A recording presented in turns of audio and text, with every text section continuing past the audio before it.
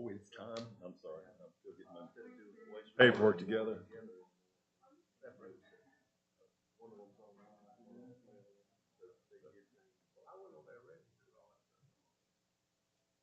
All right. Get to bang the gavel. I forgot how we start the official meeting. I'd like to call the February 19th Planning Commission meeting to order. Thank everybody for being here this evening. I will speak slowly on the introduction as the last seat is filled. We will start with a roll call from my left to right, if we could, please. Aaron Slade. Red Harbison. Jesse Elliott. Lisa Christie. Chelsea Watto. And I'm Bob Bigger, filling in as chairman tonight in Dr. Crawford's absence. Again, appreciate everybody being here this evening. Again, we have a full agenda. Appreciate everybody's cooperation as we work through this. As a reminder, there will be parts of the agenda where we will have public comment sessions. As part of that, when we get to those parts of the agenda, I will open the floor for comments and ask that you come to the microphone, introduce yourself, give your name and address, and try to keep your comments to 5 minutes so that we've got time for everybody to make their comments. Moving on in the agenda, I'm going to start with the approval of the minutes from our December 18th regular meeting. Any review updates to the minutes? Not seeing anything. Motion to approve the minutes. Motion to approve. Second. We have a first and a second. All right, thank you very much. Next, confirmation of agenda. Oh, I'm sorry. Sorry, my apologies. All in favor, say aye. Aye. Opposed? Thank you. Next, Mr. Paradise, any confirmation of the agenda? Any changes to the agenda this evening? No, sir, no changes. All right. Very good. We will move into item PP 24-005. This is the Rayburn Mill Major Subdivision Preliminary Plat. Request by Blackston and Associates for a major subdivision preliminary plat approval for Rayburn Mill.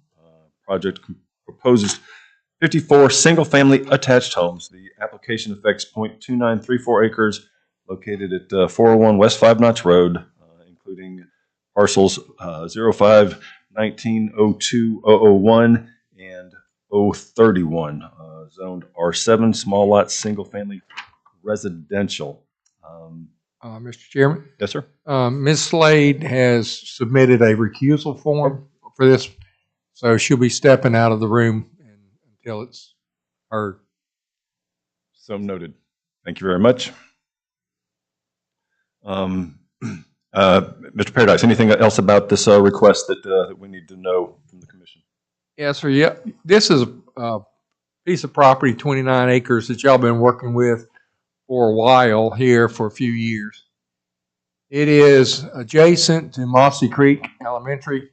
You may remember that there was a rezoning request came through, and part of it was rezoned to R7 from the, basically they cut out the part that was wetlands, that was critical reserve. This is the parcel here. There's nothing really to the south, residential across the street, and the elementary school to the north, and there's a large woods between the two. That is the survey where it was cut out and rezoned, and this is the layout for the single-family attached housing. Since this is single-family attached housing, it is not regulated by the moratorium. This is not multifamily. So we have reviewed it. Staff is ready to sign off on the plans. We have the copies sitting on the desk. We just need the Planning Commission's approval. Very good. Any questions for Mr. Paradise? Is there somebody from the applicant that would like to address us this evening? Please, again, name and address, please. James Dean, Cranston, 452 Ellis Street, Augusta, Georgia. Not much to add to Mr. Tommy's explanation of the development. I'll answer any questions the commissioners may have.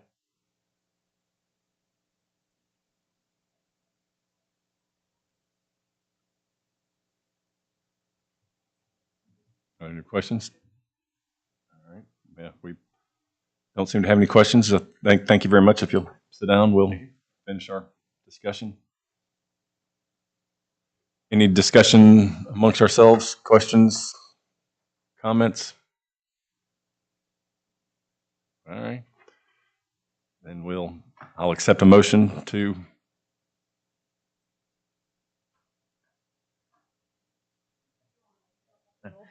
All right, I'll make a motion to recommend. Sorry, let me read this part. With the conditions that this approval includes certification of use of the road names Quarterstone Run and Bandsaw Court, and any outstanding comments will be addressed to the satisfaction of the city staff. I have a motion to approve. Second. Second. All in favor, say aye. Aye. Aye. Any opposed? Passes unanimously.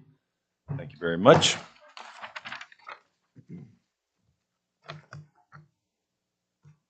Papers.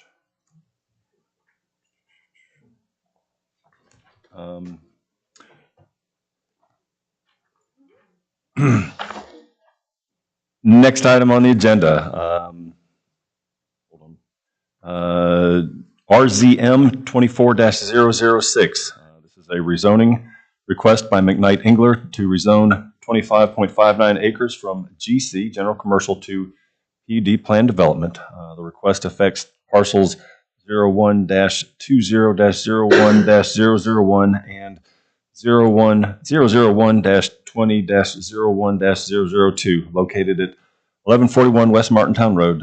Purpose of this request is to include the commercial parcels in the Hive planned development. Mr. Paradise, anything else we need to know about this request? Yes, sir. If I may, I'd like to discuss this one and also the next one with the plan development, general development plan modification, because these two are linked together. And it's hard to discuss one without explaining the other one in there as well. This is something that actually, you see the Hive, okay? Hive development, we've been talking about it for a while now, and it is, they're out there moving dirt. But you see these two parcels here that are zoned general commercial. Now, to ride by the project, you would think that these parcels was included in that project, but they're not. And what is the reason the rezoning and really staff really, we highly recommended it to the developer. We make it, we suggested it. He looked at it, he concurred with us and brought in the application. And what it does is allows us to look at that land the same as we look at as the rest of the PD. Now, why do you want to say, why do we want that? Well, otherwise, when you get that little black line in the red, even though it looks like it's in the PD, it's not. So then different rules apply. And so they would have to go by the general commercial standards. So by rezoning it into the PD, it allows it to be under the same rules and a more continuity to the development. Now, when you look, and then the only thing that you would have over there that's not in the PD would be the Waffle House. That's the little red box there. So then, you know, we're adding increased area into the PD. Accordingly, there's increased commercial square footage to accommodate the increased acreage. And also, there's a parcel on Knob Cone that's affected as well. We refer to it as the Mackey property because the Mackeys owned it when the developer purchased it under the original PD. It automatically came in to planned development, but it did not have any uses associated to it.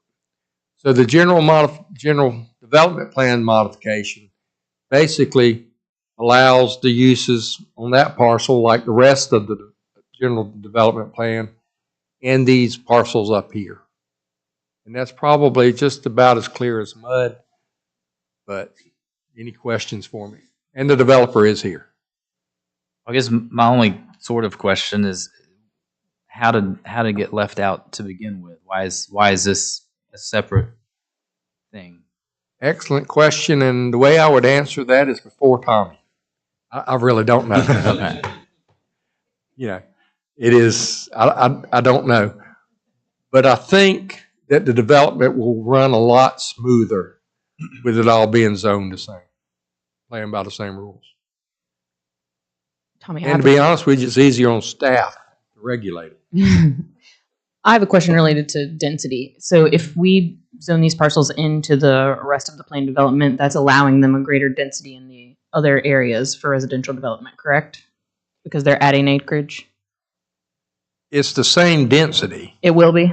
Yes, ma'am, I believe it's the same density. It's just you have more acreage there. Okay. So you'll have more commercial.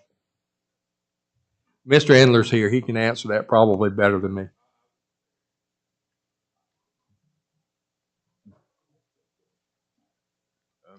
I'm Sean Smith with Cranston Engineering, 452 Ellis Street, Augusta, Georgia. That red piece there is already general commercial. When it gets rezoned to PD, within the PD, its only land use is commercial, so it won't affect any residential density at all.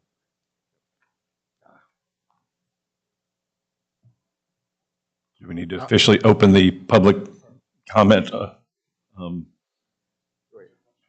ahead. Yes, sir. Thank you, Commissioner Bigger. I'm John Engler. I'm at 621 Northwest Frontage Road in Augusta, Georgia. And I actually want to thank staff, the ability they cared to talk about this with us, because at one time there was talk of the original developer back 10 years ago, including us in the PD, and that's why there's some confusion. But I want to thank Cully and Mr.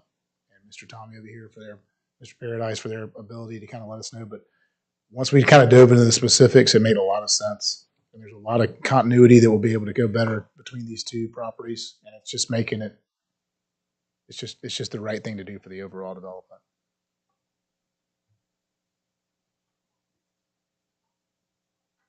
Any other questions for the developer? Do we have any other comments or questions from the public?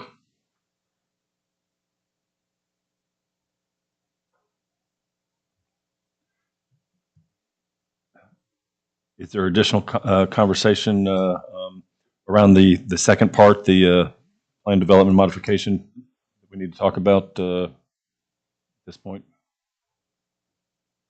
No, okay. I don't have anything further. Okay. And so what we have, again, hearing no other comments, what we have is this is consideration for recommendation to City Council is our challenge for this evening. If I can get a motion. I'll make a motion to rezone 25.59 acres from general commercial to PD for tax parcel number 0012000010001 and 00120010002, located at 1141 West Martintown Road. Recommend rezoning to council. I have a motion from Mr. Harbison. Do I have a second? Second. Second. Slade. All in favor say aye, please. Aye. Any opposed? Okay, that passed. Um, we need to have comments on the second piece of this. Yes. You may ask. Okay. I think it's been asked and answered. We will, it's on the agenda, public hearing for PDM 24-003 for the plan development modification. Again, for same noted parcel numbers. Is there any additional comment from the developers on this? Okay. Seeing no additional public hearing, we will again need a recommendation for consideration to recommend this to City Council. I'll make a motion to recommend this PDM 24-003. And I don't see any side notes to that. Conditions for that? No conditions. All right, we have a motion from Mr. Elliott. Do I have a second? Second. Second from Ms. Slade. All in favor say aye. Aye. Any opposed? Passed unanimously.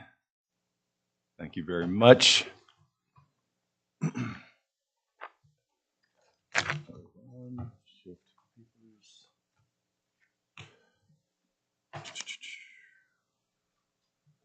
All right, moving into item number 8 on the agenda, the impact fees recommendation.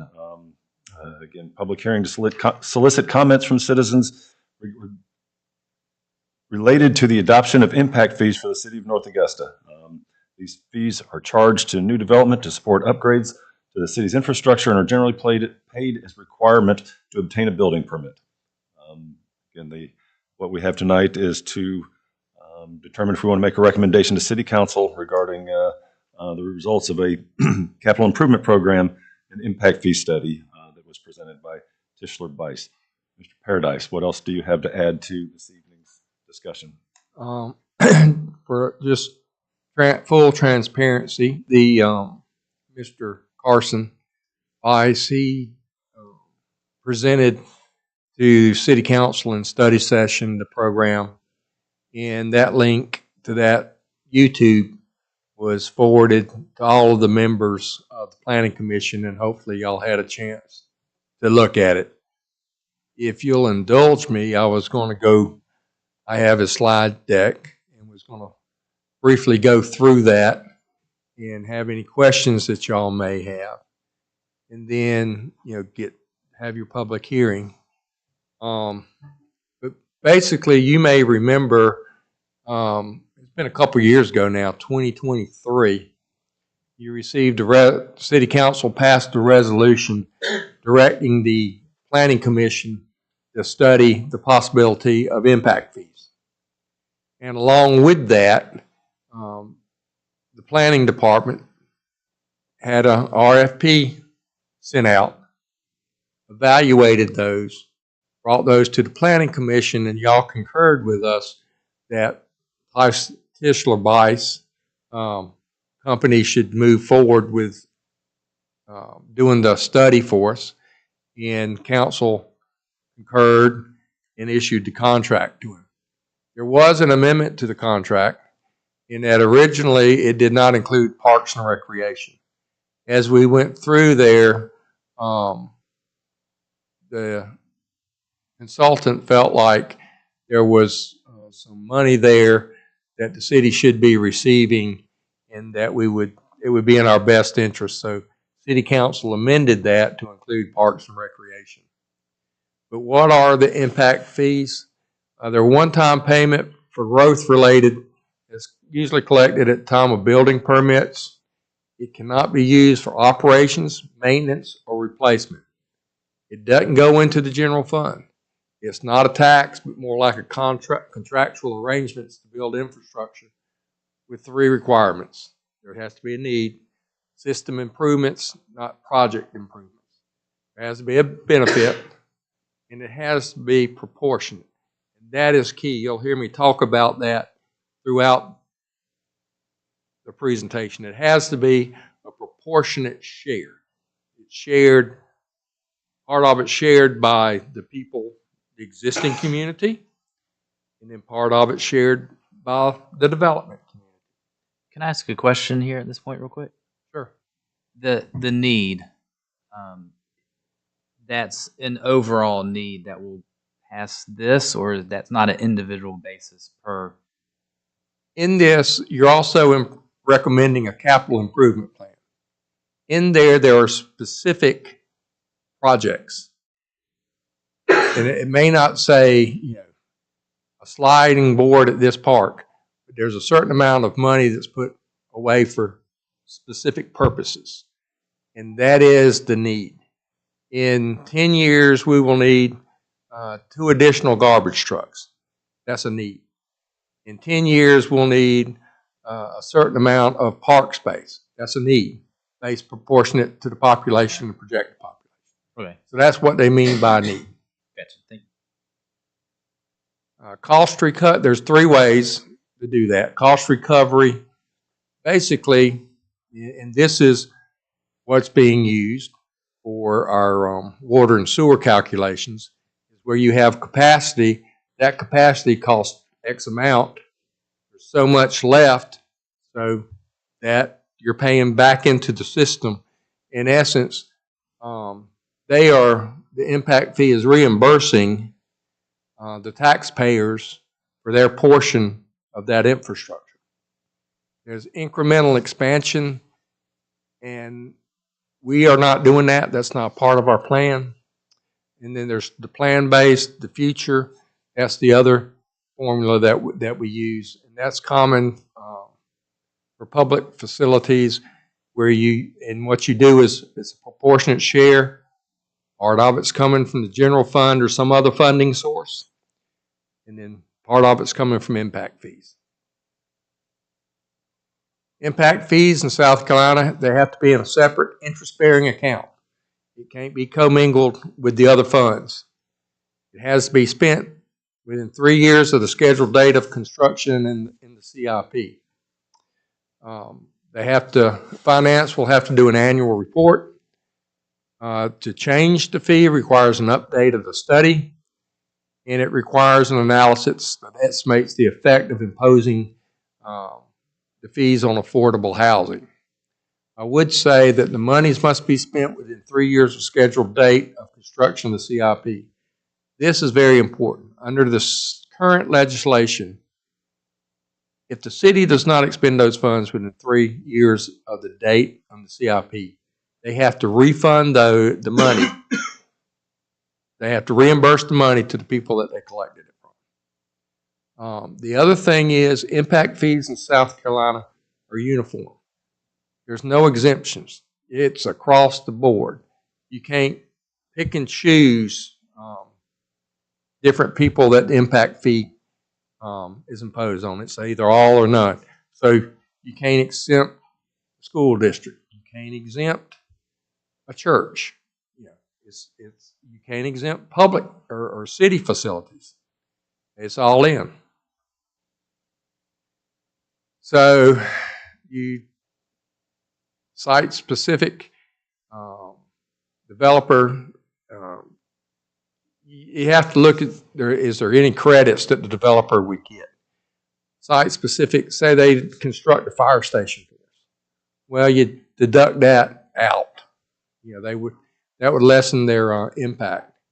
And debt service, you make sure that you're not double dipping. All the way through this, you're not double dipping. Same thing with the dedicated revenues with property tax and that kind of stuff. You have your impact fees over here and everything else over here.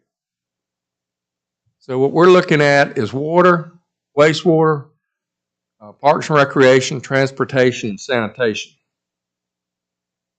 Development projections, and I find this interesting because this is kind of, there's the calculations that I've come up with and stuff. And then here's this outside consultant with his. So in 10 years, he's estimating an increase of 5,002 people and an increase of 2,557 housing units. Now I see Ms. Slade shaking her head. Right now, in our books, in the pipeline, we have about 10,000 residential units in the pipeline. Okay, so there's significant impact from the development coming to North Augusta. Non-residential 10-year increase is about 1,800 jobs and about 766 square feet of non-residential space. All right, Parks and Recreation is a citywide service. So and none of these you could do impact fees, some people in some states, like certain sections of the city. None of those are sectioned off. This is citywide. So Parks and Recreation is a citywide service. You got two components there: the land that the parks are on, and the park improvements, the amenities. So the costs are allocated to residential development at 100%. And there's the 10-year demand would indicate 300 or 31.25 acres of land, and he's figured that out at $787,000 for land investment, and 12 improvements at $3 million. Now, this is how he calculates it. Cost per person is $156. Park amenities per person is $601, so it's a total of $757 per person. Single family, there's 2.12 per home, so that's $1,600. Multifamily is 1.2, so it's $910. I just want to ask a clarifying question here Sure. real fast. I just want to make sure where we see per housing unit. So, for example, if you build a single family home, that's going to be one impact fee. Correct. But if you build a 200 unit apartment complex, it's going to be 200 impact fees. It would be one fee, okay? Okay. And I'll say that you're writing one check, but that 910 would be multiplied by 200. 200. Okay, thank you. And when you get to the bottom line would be multiplied by 200.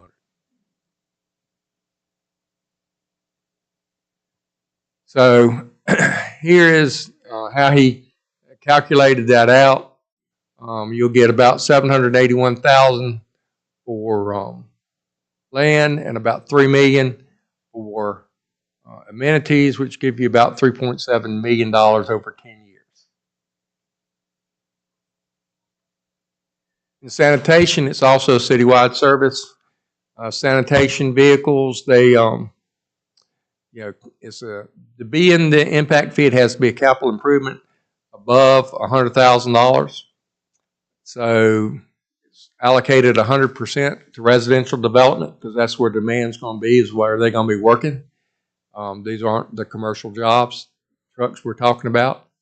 And so there's two vehicles at $455,000. So the fee component, when he does that, cost per person is $91.08. And he goes back, you see the same numbers there per housing unit, 212 and 120. You calculate the 91.08 by that, and you get the 193 and the 109 per unit.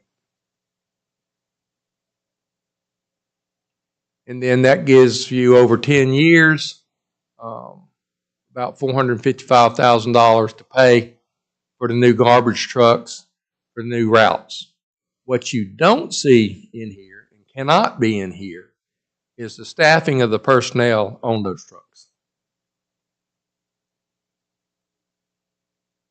Transportation. It's also a citywide service. Look at street maintenance vehicles and the improvements that's on the master transportation plan for the arts. And it's based on vehicle trips, which makes it a little bit more complicated. Or it does and it doesn't. All right, these are the things that's on the transportation capital improvement plan for the arts. That comes out to about $51 million. The 5-notch road widening from 2 to 4 lanes is $28 million. That's an elephant in the room. So, yeah, that's a lot of money. So anyway, Mr. Paradise, I'd like to clarify again, sorry.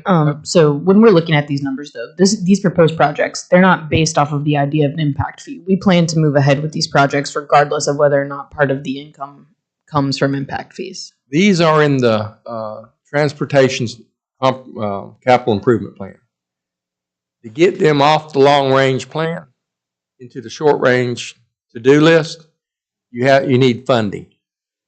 So without funding, they forever stay on the to-do list and they got transferred.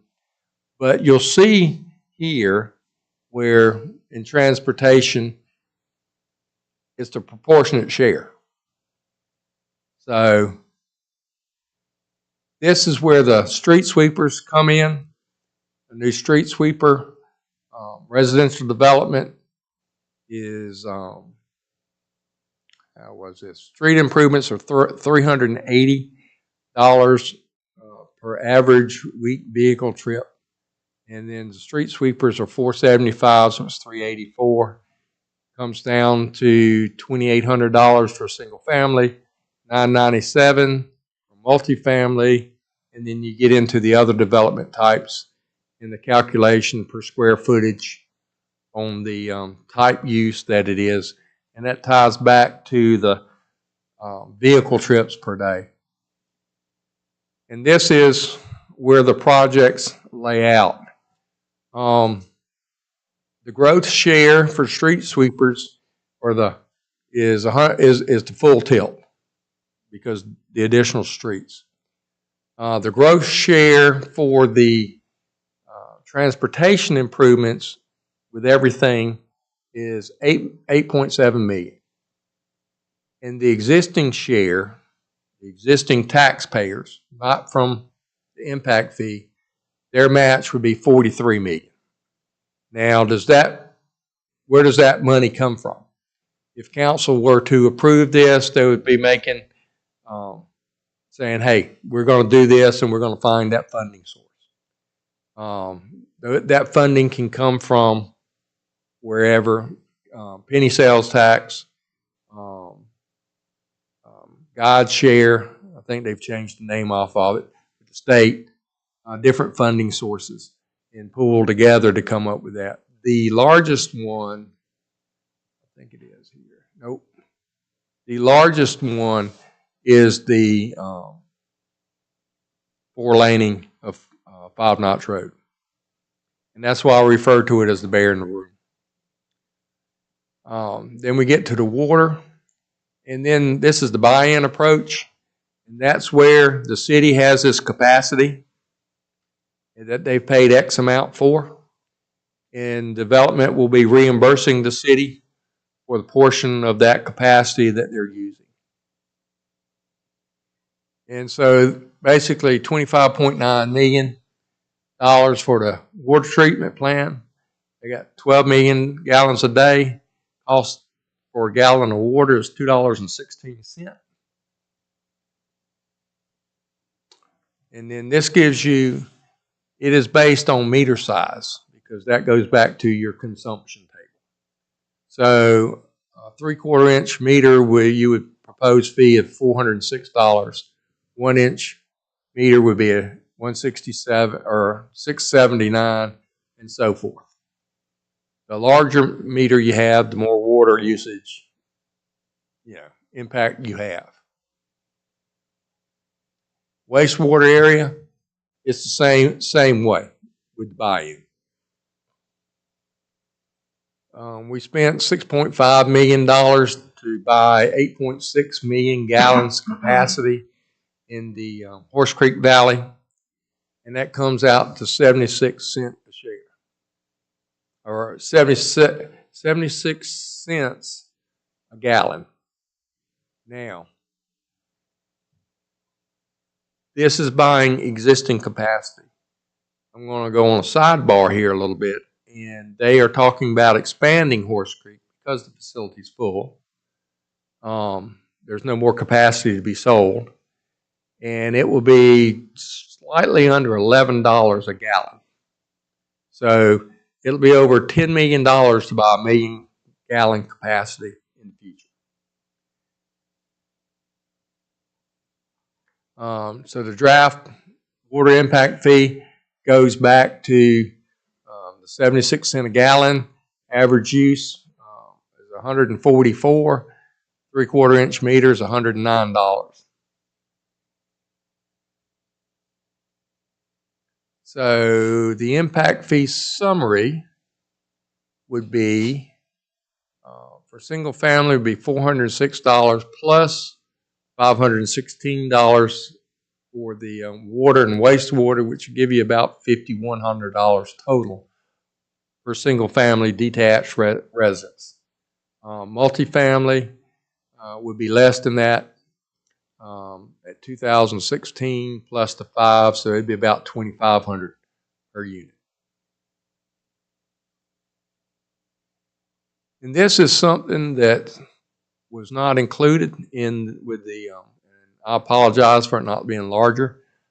This came from Carson, but two questions council had was one is how many cities in South Carolina have impact fees, and two, where do we fit in that? So this is the other ones in the state that have impact fees. Now, I'll tell you, I was doing a little searching on the internet before this meeting, and I found a couple other towns that's not on this list that has impact fees. So they're not uncommon in the state. The other question was, when we look at impact fees, where do we rank in here? So you see where North Augusta ranks in here. Now, I was on discussion earlier this morning, and pointed out to me that this 4,600 does not include the water and the wastewater. So if you go to the 5,100, it puts you dead in the middle. And so questions, answers, I appreciate y'all's indulgence. Hopefully I've explained this right. And Sorry, I have a couple more questions. First question is, I know at council they also talked about, I guess for commercial we're using per 1,000 square feet, but then for residential we're just delineating single family and multifamily. But there was some discussion about potentially being able to use square footage for residential as well, and I wasn't sure if anything. And if you notice, he put a little footnote on there. Of all the ones that do impact fees, Mount Pleasant is the only one that uses that formula. Do we know why? I don't. So I don't know if that is something that councilors want to go in that direction or not. Even if y'all make the recommendation, they could modify it. But I thought that was interesting that there was only one, and it was Mount Pleasant. And you know, Mount Pleasant is kind of unique in the growth area. And then Tessie, go ahead. You go ahead. I'm just thinking the average new build in North Augusta is going to be sort of a standard square footage. You're going to be in a box anyway, so I don't know that that would affect too much unless we get into really small, which we don't have a ton of. Then my other question is, this is only as it relates to new construction. So if you purchased a house that was built in 1956 and completely gutted it, got your permits and did your construction inside the home, would you pay an impact fee? No, ma'am. Okay, thank you for the clarification.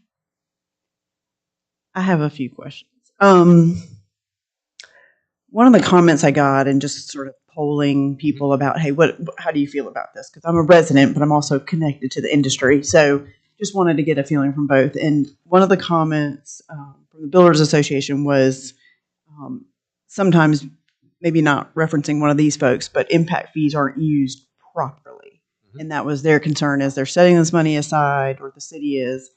So I know I read in the notes the Planning Commission would approve anything that these are going to be moved or used for and that moves up. But who is monitoring this 3-year account that's set off to the side? Is it who's watching this? Each year, well, our finance department, our city administrator, and council, just like any other money we use. But this has to be set aside in a separate fund, and it is also, there's a fiscal report annually that has to be reported. So that would be reported by a finance director. And of course, I'm sure it would be part of the annual audit when the outside auditors come through as well. And is it, you know, I watched the presentation. Is it one of those things like, okay, if we funded this account and say, you know, we've got, I'm making a number up, you know, $1 million in there, and we know we're not going to spend it within that 3 year, we go ahead and order a street sweeper because we know we're going to need it. I mean, is this usually exhausted in that 3 years, or do we know that? You you're talking about a future question. Okay. I don't know. I don't see us spending money that we don't have, but I also, if the growth is there and that street sweeper, remember, it would be an additional street sweeper. It's not a replacement street sweeper. I would think that we go ahead and purchase it, because that is, it's not all or none. If say the transportation portion didn't meet, let's go back.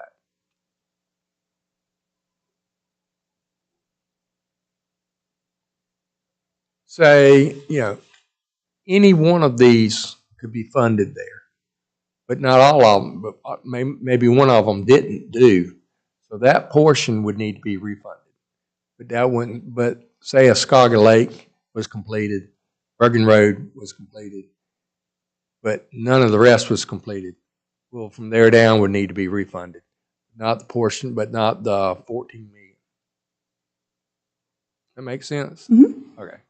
So, and as a mortgage lender, I did the math because there was two different numbers in there. It could be this at 2% or it could be this at 8%. So I did a median. This is what new construction selling for in North Augusta if we added $5,000, and it was about assuming the builder would pass it on to the consumer, because affordability is obviously an issue. But in that price point, thinking 360-ish, it was about $35 a month. That was pretty close to one of his estimations. But do we feel like, with him estimating 5,000 in growth in 10 years, does that hurt us? Does that help the builder side? I mean, because that's a low number. I mean, it is. Well, I think it would be the more that's coming in, the more it helps finance the projects. I don't think that hurts us. The thing that I have to go back to is Mr. Carson. He does this all day, every day. This is his niche. This is his specialty. He's an expert at it. So I'm not one to second guess him too much. And then with this impact fee, and maybe it's in here, but I didn't see it, do we just vote when it stops? No, it'll run to 10 years, but council will, it is enacted by an ordinance, and that ordinance will need to be repealed. But there will need to be a capital improvement plan. So in 10 years, I would think that we would need to update it. Okay. That was all my questions. Thank you.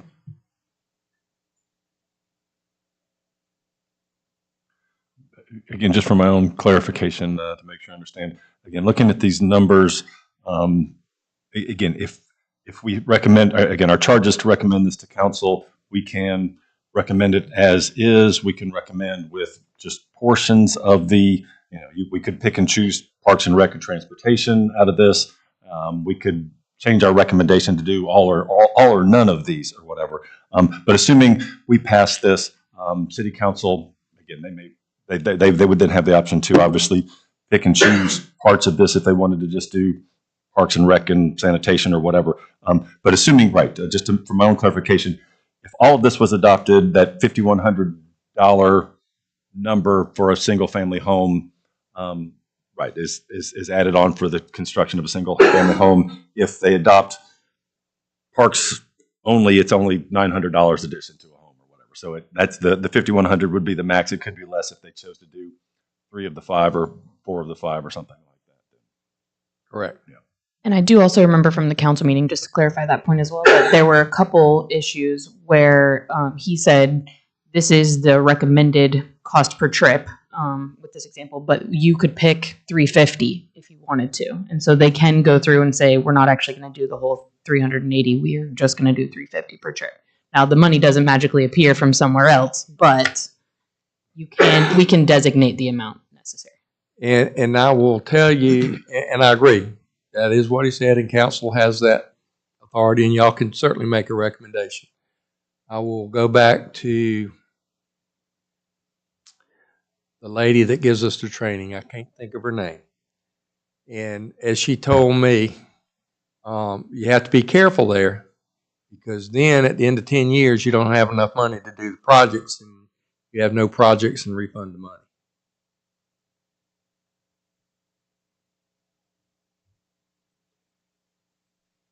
And I wished I could remember her name, but I'm bad with names. Y'all know who I'm talking about. Are there any more questions before we open for public comment? I would think the concern is obviously we don't want home prices to go up because of affordability. But then I think when you get this price point, you know, if I was spending 140, that's one thing. But if I'm spending 360, it's a little different. But yeah, interesting. And, you know, if I may, there's another way to look at it is, how do you pay for it? You know, do you pay for it with impact fees, where the new people pay a portion more so than the established people that's here? Or do you put it on the established people and spread it across the whole? And it's just how you, because the money's going to need to be there, the improvements are going to need to be made. It's just how do you fund them?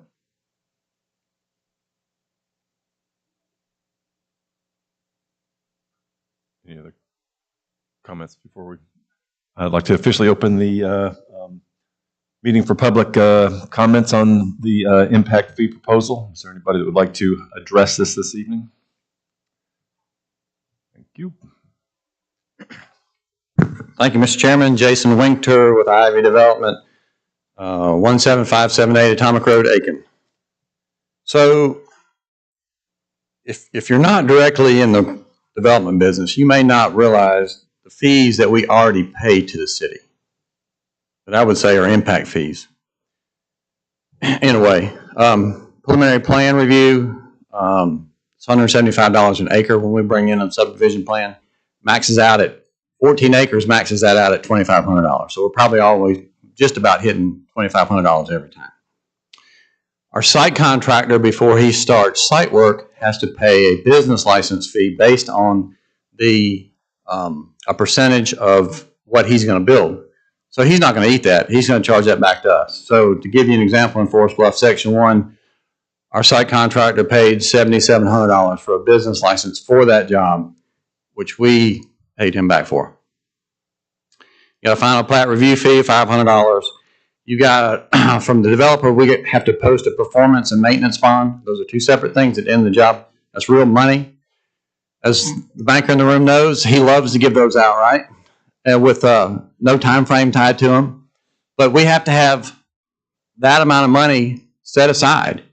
Not, you know, I wish we could do a surety bond and just pay for an insurance policy, but the city won't let us do that. So again, for Forest Bluff, that performance bond was $150,000 that we had to have additional to everything else in the development loan.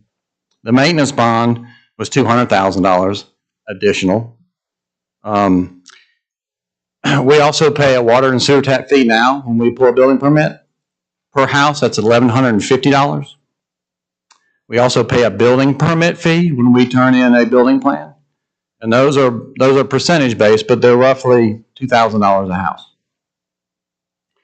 We also have to do traffic studies on development and look at roads and intersections within 1 mile of our development. And if there are any needed improvements, then we have to pay for those or pay a proportionate amount, which I know a lot of people, a lot of developers have paid towards intersection improvements, traffic signals, those kind of things. So when you talk about an impact fee of $5,100, well, that's not that much. But it's one more paper cut and not death by 1,000 paper cuts, right? And it's not really $5,100 because that's a cost that goes into the cost of that house. We as home builders don't separate the costs we pay to the city versus our are labor and materials costs. That's all lumped into the cost of that house. And then you put the builder profit on top of that, and then you put real estate commission on top of that. So it's not $5,100 at the end of the day. It becomes a lot more. These costs are always passed on, excuse me, to the buyer in different ways, whether it's a price increase, whether it's a reduction in the what they get in the house. You know, you go from a lot of granite countertops to now you get a lot of laminate countertops. I mean, there's ways that the buyer's going to pay, or it's less that we can pay the landowner, so property values go down initially to offset that. And then when you talk about the impact fee amortized over 30 years, I think that's from a financially conservative government. I think that's the wrong way to look at it, because now you're paying, instead of $5,100, you're paying $12,000 because you paid interest on that thing for 30 years. Now, is that a wise thing to do? I don't really want to borrow $5,000 to pay back another $12,000. So I think that's for the consultant to include that in their report. I think it's probably not the right approach. Oh, it's just $34 a month. No big deal. Just pass it on to the buyer. I think that's just the wrong way to explain that. So, you know, we're the biggest gamblers around. You know, the home builders and the developers are. If you want to put a few $1 million out there and hope that the market doesn't change in the lifespan of your project, then it's great. But the market is going to change, and it's going to go up. It's going to go down. And so any of these economic impacts that we have, we take pretty serious. And then add on that, over the last 5 years, the construction costs for houses and site work has just about doubled. So what North Augusta had, initially property taxes paid the way, then property taxes and business licenses paid the way. Then the 1 cent sales tax came along, and that was the answer to everything, right? So you had property tax, business license, and 1% sales tax. And now you got impact fees on top of that. So where does it end? And then the other thing is, I think the growth in our area, it seems like has exploded, but Mr. Paradise provided me permit numbers for the last 35 years for the city of North Augusta. And, excuse me, from 1997 to 2007, that was a good run. There were 2,043 building permits pulled in the city. That was 11 years. All right, skip over the recession. Start back in 2014 to go 2024. That's another 11-year span. 2,043 building permits pulled. Okay, same amount, hasn't gone up. Now it's gone up a year, and gone down a year, gone up a year, but it's averaged right around 185 to 200 building permits, even going back to the early 1980s. So it hasn't been this huge spike like everybody thinks. And even if you go out further to our area, Aiken County, Richmond County, Columbia County, total 2001 to 2007, you have 17,079 building permits pulled. 7-year period. All right. The current 7-year period from 2018 to 2024, you have less building permits pulled. You have 16,535.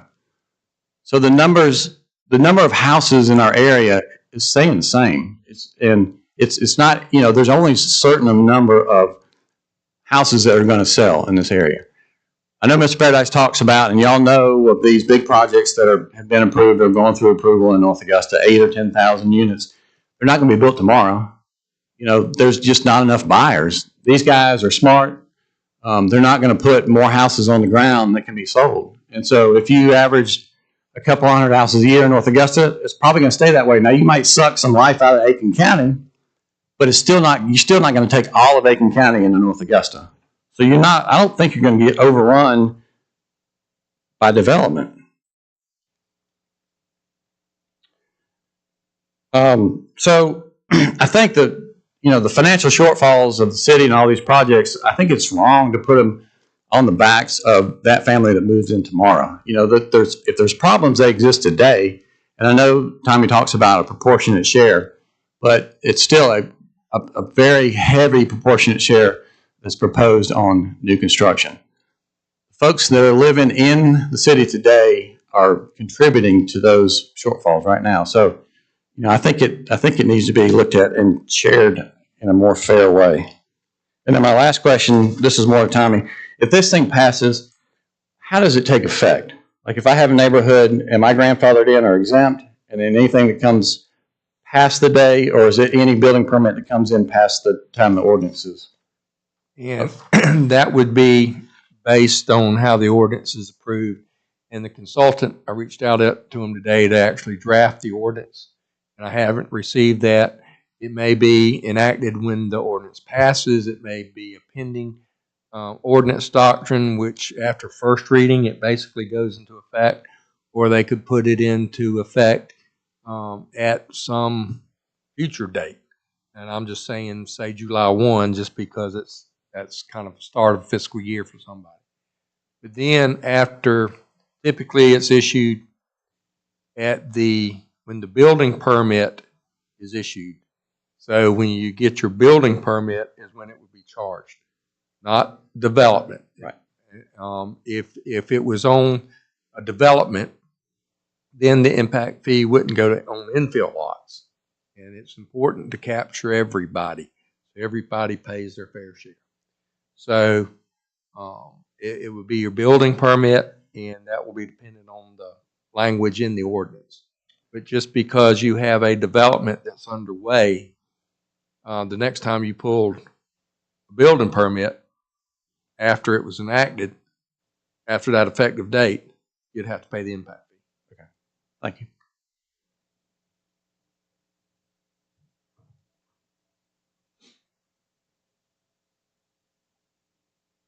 I want to say that I kind of agree with what the previous applicant just stated. This will be passed on to the consumer and the businesses. So I have a question for Mr. Paradise as well. So if this goes into effect on the development at I-20, the Hive, does the public shopping center down the street will be exempt from that impact fee? An impact fee is for new construction. If there is new construction, if the shopping center developed an out parcel, then that would be subject for, to the impact fee. If they were doing infill, as far as upfitting a tenant space, there's no new impact to the community to get a fee from. So that will hurt future new developments that'll come in. So the way I figured it, just on if you did a $500,000 square foot development, that'd be about 2.3 million, a little over 2.3 million in additional impacts. Which then, if you break that down per square foot, would be $4.70 per foot. That would be passed on to the nail salons and everybody else who's in town. And then I can promise you that when everybody says they want this tenant, or we talk to different people about different commercial tenants, those impacts will be stated, and they'll go, oh, we'll just go across the road. There's no reason to come north of Augusta. So I just want that to be known. Thank you.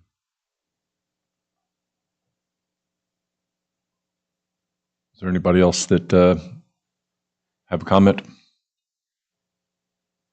All right, we'll close the public hearing. Any other follow-up questions from the commission? I just have a couple comments. I just wanted to respond to a couple things, make sure I'm clarified on what's going on. So firstly, the projects that we're talking about, these are all anticipated issues that we will have over the next 10 years that will be contributed to by additional developments in our city, correct? Correct. Okay. So the proportionate share that they're paying is due to the proportionate impact that they will have on our city over the next 10 years, not issues that we're causing right now. Correct. Okay, thank you. And just kind of follow up on the comment too, just from a factual standpoint, I know when we're calculating costs to a homeowner over time, nobody lives in our house 30 years anymore. We kind of wish they did, but and that's something I think about a lot too, is what's the actual cost passed on? And if the average homeowner lives in their house, I think it's 9 years now, what is that? And it's up from what it used to be, especially with the low rates from a couple of years ago. And then the other concern about, permits pulled, all that you presented, I'm sure is correct, but we know the other side of the river with the infrastructure, we know there's a limitation to that. So I think it's going to push us this way, fortunately, unfortunately. So maybe we're at a stagnant point or a flat point now, but if you can't build and buy because you don't have water and sewer over there, it has to come this way unless you're going to South Augusta, I think. So, should those numbers go up, I realistically think, we know we've got a lot in the queue. Will they actually get built is the question. I think they will. So I think that's a real number, a real future hurdle for us. So. I would also like to add, just as a city, there's been major concern about the rapid growth within our city, and there was even a consideration for a moratorium on apartments at last city council meeting. There is a moratorium on There you go. And so I think this is one way to say, look, you can still build here, but it is going to cost a little bit more because you are putting so much strain on our system. And so I think it is a fair way to say, this is a business decision that you get to make, whether or not you want to build here. But these things are going to be necessary in our city.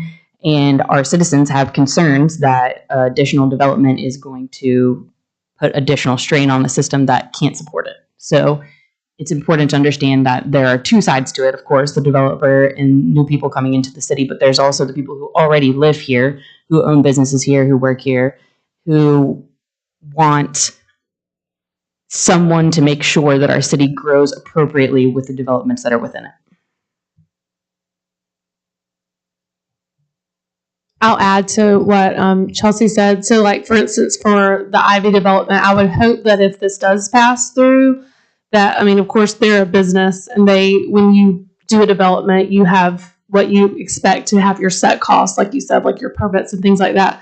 I hope there will be something worded in or a way to where, like, he has his development going, and I'm sure he didn't budget for these impact fees to now be added on. I hope that somewhere in there they can maybe start this in developments that aren't off the ground yet, just because we do want to keep developers wanting to come here. And I feel like from a business side standpoint, it would be very frustrating to me as a business owner if I have an ongoing development in the city limits and then all of a sudden now if the house is not closed or the permit's not pulled for the next phase, that you're going to now impact them. So I hope maybe they can come up with an agreement for the ones that are already started building, which I think in the city limits may only be Forest Bluff left that's still like houses going up off the ground.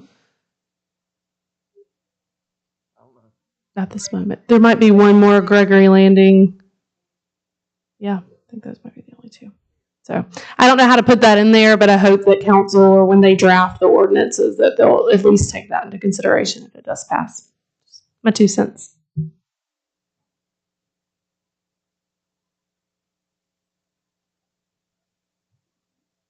Any other comments? If not, what we need is a recommendation for consideration to recommend to City Council. Again, as I raised the question earlier, we can recommend it with limitations, or we can recommend as is and let City Council figure out the details on it.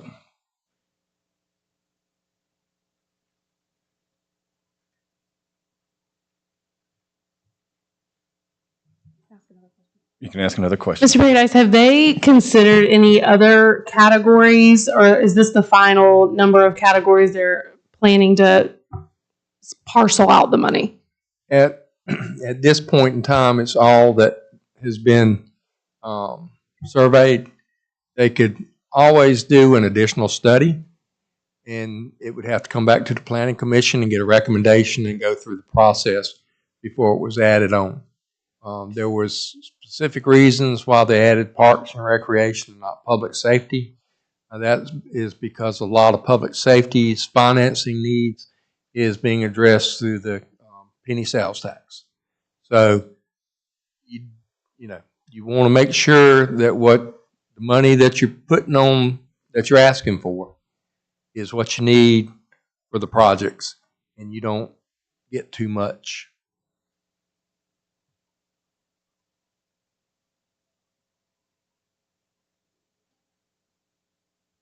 I need a motion.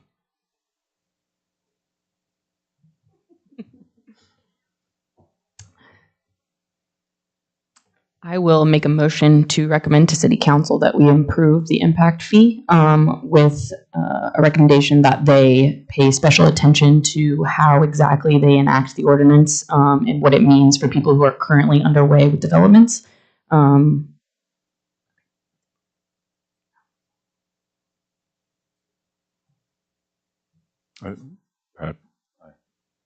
Yep.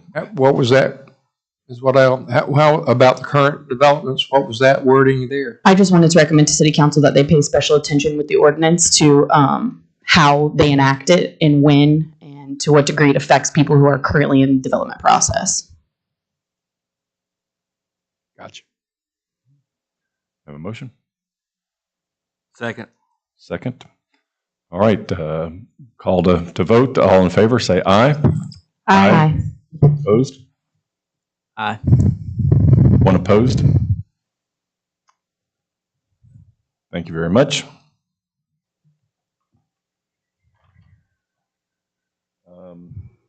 We will, staff report, Tommy, give us an update on what your department's been doing? You know, I forget about this every month. Okay. I really don't have anything except we did sign off on the Valvoline site plan today.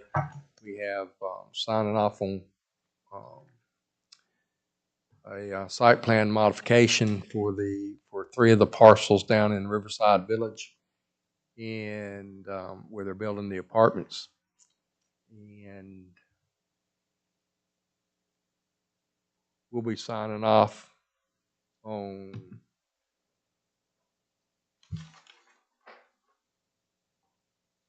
Rayburn Mill in the morning. I do have a question. If we're doing moratoriums and impact fees, did we ever decide on the lighting on the signs? We said we were going to come back to that, but did we ever? That was not. last year. Okay, okay. And we can certainly do that. I need to bring back some more things to the planning commission. I need to go back through the ordinance as well. But if that's something you want me to bring back, I will. That was kind of resolved with BZA, that particular issue. So that's something that if y'all want to talk about it on the grander scale. I just thought we were going to revisit it, and I didn't recall us bringing it back up. Okay. I haven't. I've been remiss. Well, again, we thank you and your department for all the work that you've been doing behind the scenes that we don't get to see on a daily basis, but appreciate the prep work for tonight. Thank the other commissioners and thank the public for your attention tonight. We'll adjourn the meeting.